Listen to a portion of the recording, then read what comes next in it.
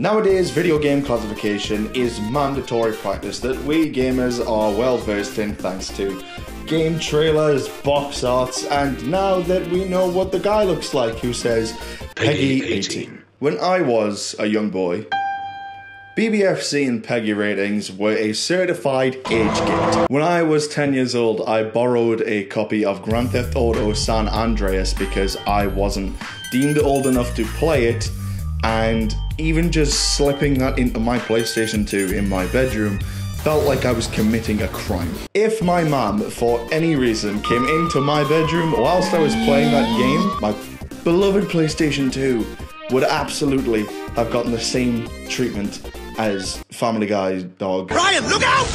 But imagine a time where video game classification didn't exist.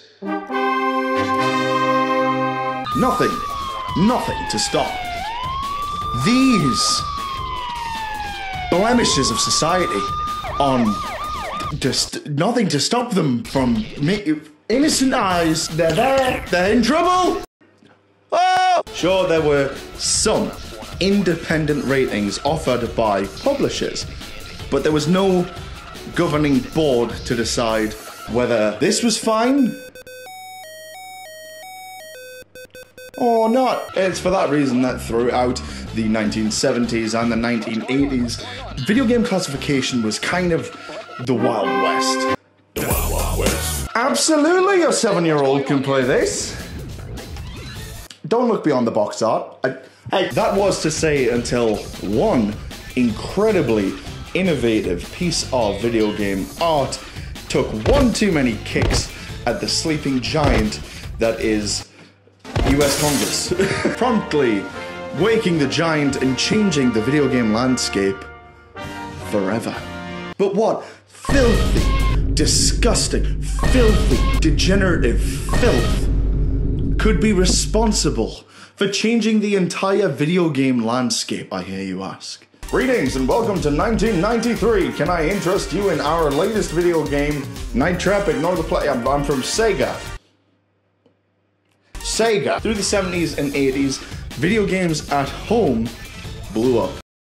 And throughout that time, clutching pearl parents were asking the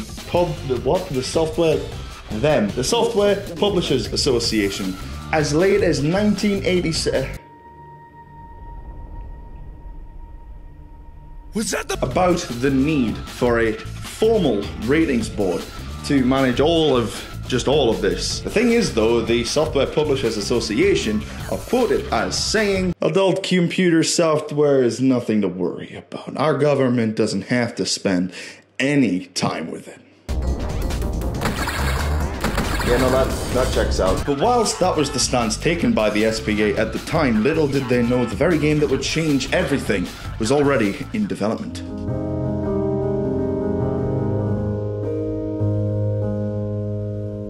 This is Nolan Bushnell, founder of Atari Games, and this is James Riley, founder of Axelon Games. Throughout the 80s, these two goons were working on interactive retail advertisements, whatever that means, when all of a sudden... Hello, this is James Riley. How can I help you there? Hello there, 'tis I, Rob Fulop, creator of video game Demon Attack. I've got a cool new technology that you will find very cool and nice. Can you tell me more, eh?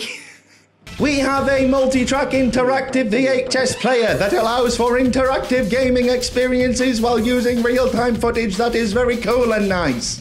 Oh, that sounds real interesting, Mr. Fulop, eh? What you calling this new doohickey? The innovative system has been dubbed Nemo, never ever mention outside. Oh, that sounds real cute. If you mention this to anyone, I will dress my home in your skin. The Nemo landed the team at Axelon a tech demo with Hasbro. Hasbro! In this demo, they demonstrated the use of the Nemo and a prototype game called Scene of the Crime, inspired by the play Tamara, which was a play that ran 13 different rooms concurrently, and it was up to the audience to choose which of those storied rooms to follow. What a fucking nightmare for anybody with ADHD. Scene of the crime gave players control of security cameras. Yep. A little bit like that. And it was up to their job to monitor suspicious activity and find out who was responsible for the crime. A little bit like Five Nights at Freddy's, but with more flapper dresses and less of that, way less of that. And so by December 1986, further development into the Nemo was given. Look at all this money! Tom Zito, one of the technical wizard people behind the Nemo, envisioned doing a kind of interactive Nightmare on Elm Street. But the licensing fell through. Wow, that's that hits hard today. Sorry. Zito said, "Fine, I'll do it myself," and brought in a whole team of writers, directors, game designers, programmers, who collaboratively came up with an idea that built on the foundation of Scene of the Crime. It was the player's job to safeguard a billionaire's daughter and her friends as, quote, ninja burglars tried to steal the money. After the writing team had stopped laughing, they realized that ninja burglars wasn't a great idea and swiftly changed it to vampires. And with a push of this here button, NightTrap was born. So it turns out that Hasbro actually kind of preferred the idea of ninja burglars because vampires can create recreatable violence. Ninjas, burglars, they exist. Vampires. Beautiful. Recreatable violence. Sexual frenzy. I'm British. And with that, the writers said, they're not vampires, no! They're,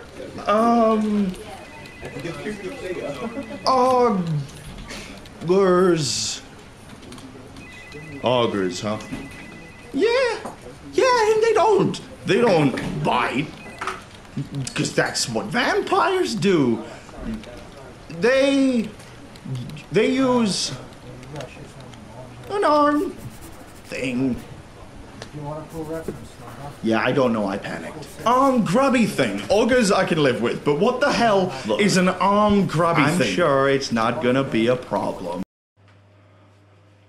You should maybe remember this for later. Why did my stomach make that noise? In 1989, Sewer Shark, a second title, and NightTrap were ready to go, with a combined budget of $5 million. And just as they made for the door, Hasbro pulled the plug. The newly titled Control Vision was going to cost consumers $299, whilst the cheaper Nintendo console would only cost $100, because $100 is money that everyone has just, in the back of their couch. Wow, what's in here? Wow! Have fun editing that, Loom. So after a bunch of licensing switcheroos, the game changed platforms from VHS to CD-ROM, and after some talks with Sega, it happened. NightTrap got an official launch on the Sega CD in 1992. Tom Zito basically embraced the best friend meme. Rocco, I can't see you there. Do you want to be in the video? NightTrap was released. Nothing can go wrong. Oh wow, would you look at that? We've ended up with the United States Senate, and we are here for a hearing about video game violence. Yay. On the chopping block was Mortal Kombat. Fair enough. Doom. Fair enough. And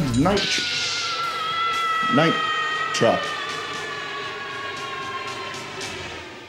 Are you sure you got the right game? NightTrap was on the chopping block because apparently it had gratuitous violence and it promoted sexual aggression towards women. Some sources even went as far as to claim that the way in which the augurs attacked the women was inherently sexual because of the device that the augurs used in their attacks.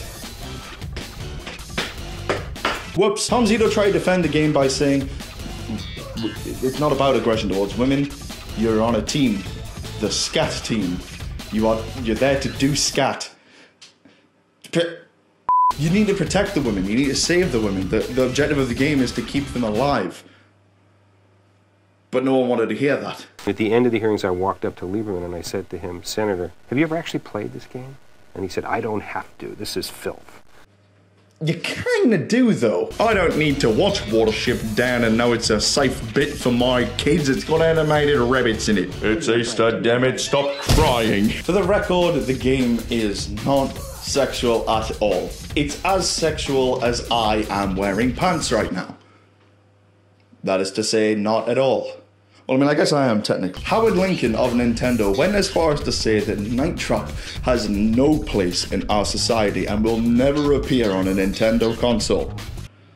Psst. Remember this for later, because it's important. Due to the continued controversy, NightTrap was removed from the market by Sega, but not before its cult following had already taken off. NightTrap surged in sales, in large part due to the controversy. And why do you think that is? Want to sell something to 16-year-old boys? Get it banned by Toys R Us. Hey, now listen here, you little boy, you can't touch this. It's forbidden that you touch this. Okay. Once the controversy had subsided, NightTrap would go on to be re-released.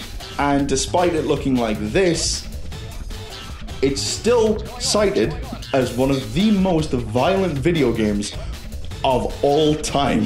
Shit fire. That is very dangerous. This, one of the most violent video games of all time. I'm just gonna wheel in this reel here.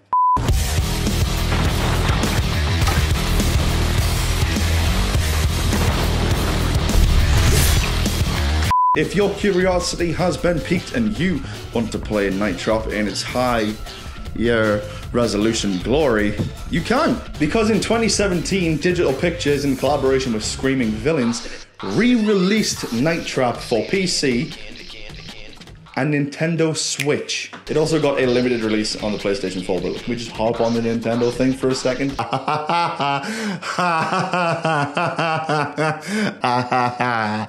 Alright, I'm done. Today, NightTrap holds an ESRB rating of T. The terrible, disgusting, filthy. Get it? Look, you're disgusting, you're terrible, you're filthy. You killed my son. My son is dead now. He's died. He's on the floor. He's died from exposure. Hi everyone, Stag here. Thank you so very much for watching my video. I haven't scripted this outro, so it might be a bit rambly, but thank you so very much for 500 subscribers.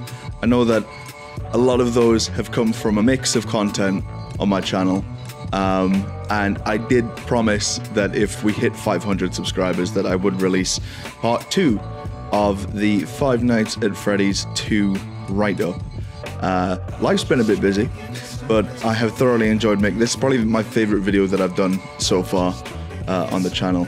So the next upload will be the FNAF 2 film part 2, which is coming together quite nicely. I just need to do like the recording and the editing, and that takes quite a bit because I haven't really got any reference footage to work with.